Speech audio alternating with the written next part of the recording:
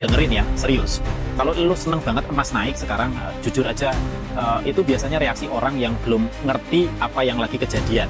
Dan orang di fase itu paling gampang dibegoin. Dalam setahun terakhir, emas naik sekitar 65%. Itu kenaikan paling gila sejak tahun 70-an. Normalnya berapa? 6-12% setahun.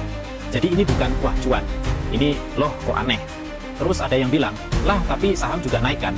Nah, justru itu masalahnya. Hari ini saham Amerika all time high, Indonesia juga all time high, emas juga all time high.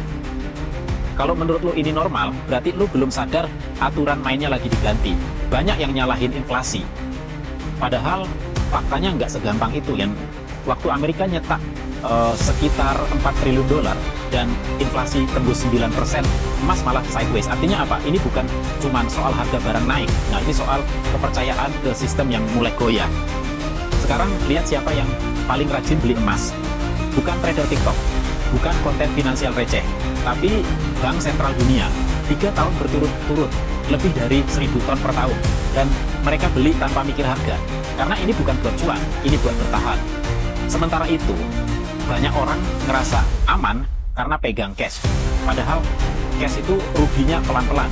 Harga rumah naik, saham naik, gaji lo segitu-gitu aja. Inilah yang disebut aset poverty. Dan kebanyakan orang baru nyadar pas udah kejepit. Makanya sekarang, diversifikasi itu bukan gaya-gayaan. Ini kebutuhan hidup. Tapi, diversifikasi yang benar itu bukan asal punya banyak aset.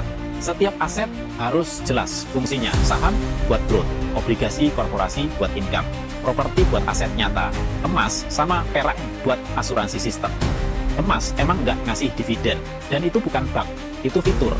Emas nggak bergantung janji siapapun, nggak bisa dicetak. Makanya dia dipakai sebagai asuransi. Jadi sebelum ribut soal emas bakal naik atau turun, jawab dulu satu hal.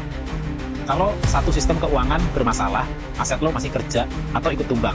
Kalau lo ngerasa, anjir kok kepikiran, ya berarti videonya kena. Follow akun ini. Kita bahas ekonomi apa adanya. Bukan buat nakut-nakutin, tapi biar lo nggak telat ngerti